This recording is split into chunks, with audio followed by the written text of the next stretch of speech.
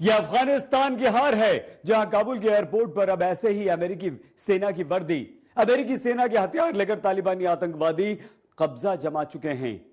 इसी अफगानिस्तान में जहां कभी अपने साम्राज्य का सूरज भी अस्त न होने का तमगा लेकर घूमने वाला ब्रिटेन भी हारा है, जहां सीमाओं के अंधाधुंध विस्तार वाला सोवियत संघ हार कर लौटा है, जहां अब अमेरिका को भी उल्टे पांव लौटना पड़ा है। मतलब यह हुआ कि तीन महाशक्तियां जहां जीत नहीं पाई, वो अफगानिस्तान कैसे 31 अगस्त की तारीख में अपनी हार की दस्तक को महसूस करता है। यह अफगानिस्तान की हार है। आज आप भी इसे देखिए।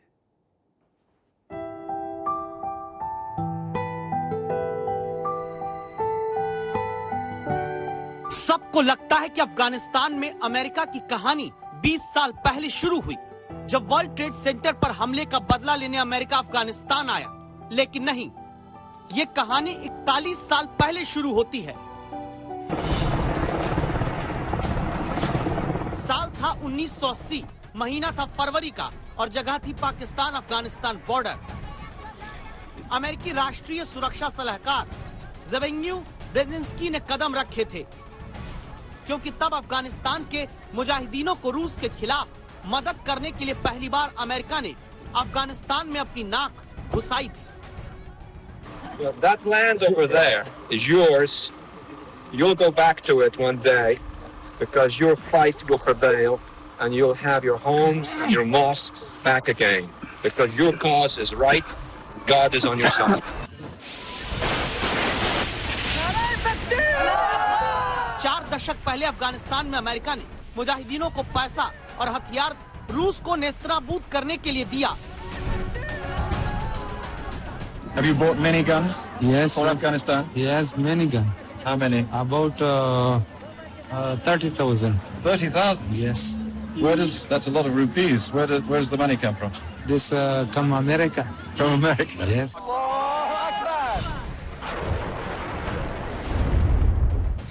और अब अफगानिस्तान में 41 साल बाद तालिबानी आतंकियों के हाथ में बंदूक, आसमान की तरफ आतंकी बंदूक की नली और गोलियों की तड़तड़ाहट से गूंजता Kabul.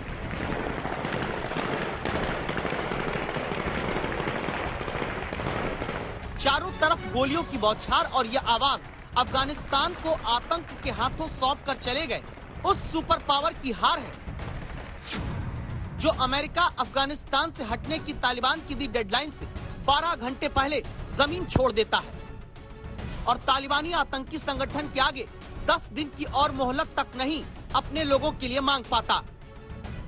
There's a lot of heartbreak associated with this departure. We did not get everybody out that we wanted to get out. But I think if we'd stayed another 10 days, Louis, we wouldn't have gotten everybody out that we wanted to get out.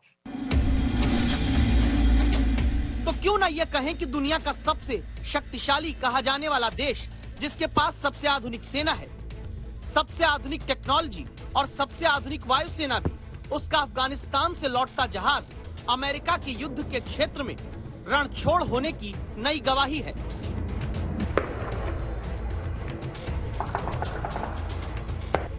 ये बारूदी आतिशबाजी काबुल के आसमान में देर रात ही तालिबान ने करके ये संदेश साफ कर दिया कि अब अफगानिस्तान के आसमान से लेकर जमीन तक जो कुछ होगा तालिबान के मुताबिक होगा।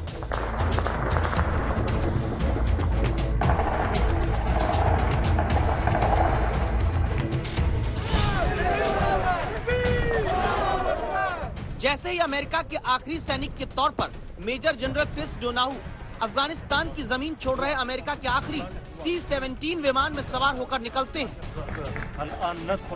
तुरंत ही तालिबान की फतेह जवाक यूनिट के आतंकी दाखिल होना एयरपोर्ट के भीतर शुरू हो जाते हैं।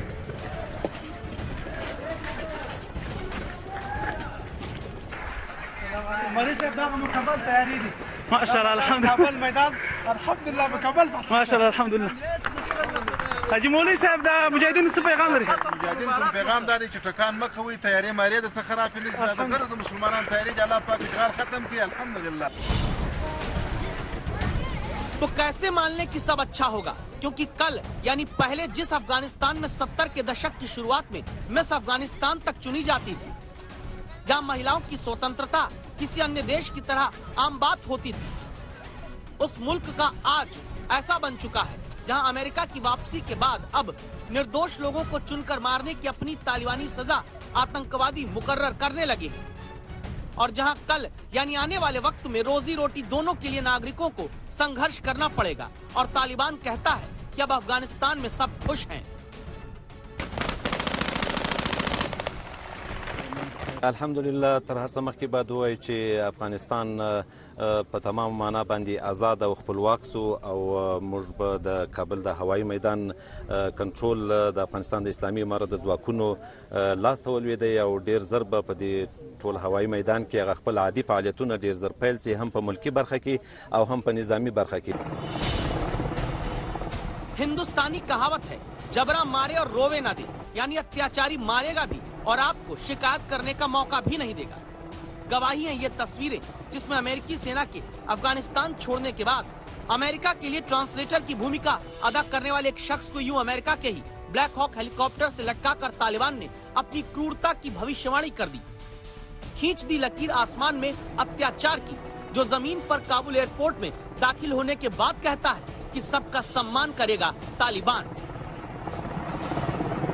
شب گذشته 12 شب از افغانستان رفتن و کشور ما استقلال آزادی خود را به دست آورد.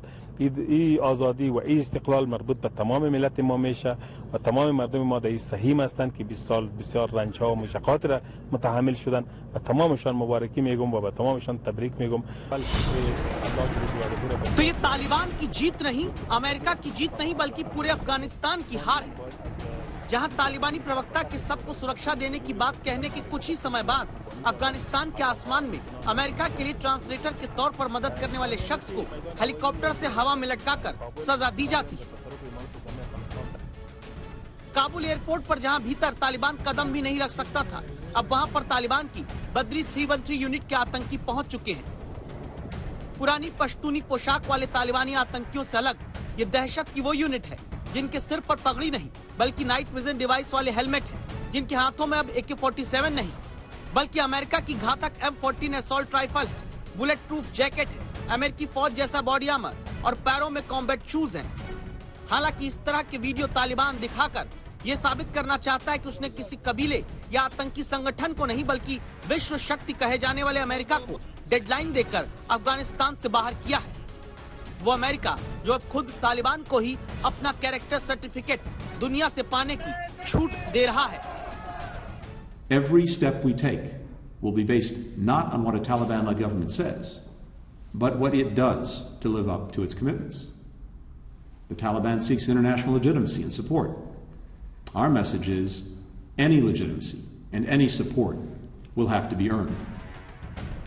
मतलब तालिबान के भरोसे अफगानिस्तान कर चुका अमेरिका भले ये कहे कि 20 साल के सबसे बड़े युद्ध को खत्म करके वो वापस लौटा, लेकिन सच ये भी है कि अफगानिस्तान के लोगों को फिर से एक नए युद्ध के मैदान में आतंकियों के सामने झोंककर अमेरिका की वापसी हुई है।